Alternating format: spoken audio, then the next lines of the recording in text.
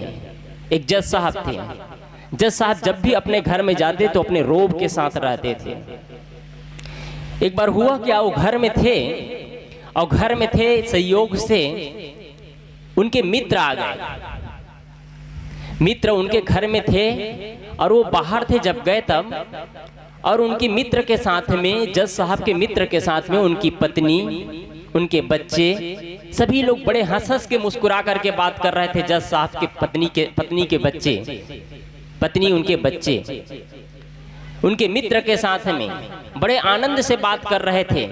जैसे ही जज साहब आते हैं, उनके बच्चे, उनके पत्नी, उनके घर के सदस्य सब के सब अपने कमरे में घुस जाते हैं अंदर।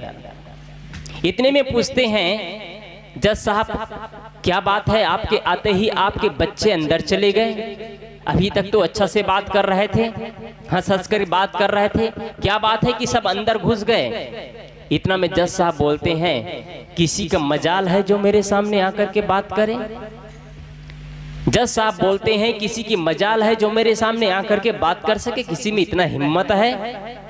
उनके मित्र बोलते हैं, जज साहब मैं तुम्हारा मित्र हूँ, ये अपना जजपना घर में छोड़ करके, अपने जजपना जज में ही, कोर्ट में ही छोड़ करके आया करे। ये जजपना घर में शोभा नहीं देता है, ये कोर्ट नहीं है, ये आपका घर है, आपके बच्चे हैं, आपके पत्नी हैं, आपके माँ बाप है, उनको प्यार चाहिए, प्रेम चाहिए, सम्मान चाहिए। ये जजपना, हकड़ाईपना नहीं चाहिए, ये जीवन को बर्बाद कर देता है। इतनी में उतनी पत्नी, उनकी पत्नी वहां से कहती है, उनको हिम्मत होती है, भाई साहब अपने मित्र को ठीक से समझा दीजिए कि अपना जजपना दूर ही रखे तो ज्यादा अच्छा है। क्या आप अपने जीवन में यही से क्यों नहीं करते हैं?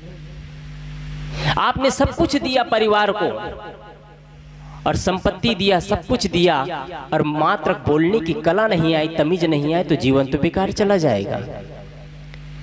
बोलने की कला सीखिए। सदगुरु कहते हैं, ऐसी वाणी बोलिए मन का आपक होए, औरन को शीतल करे आपो शीतल होए।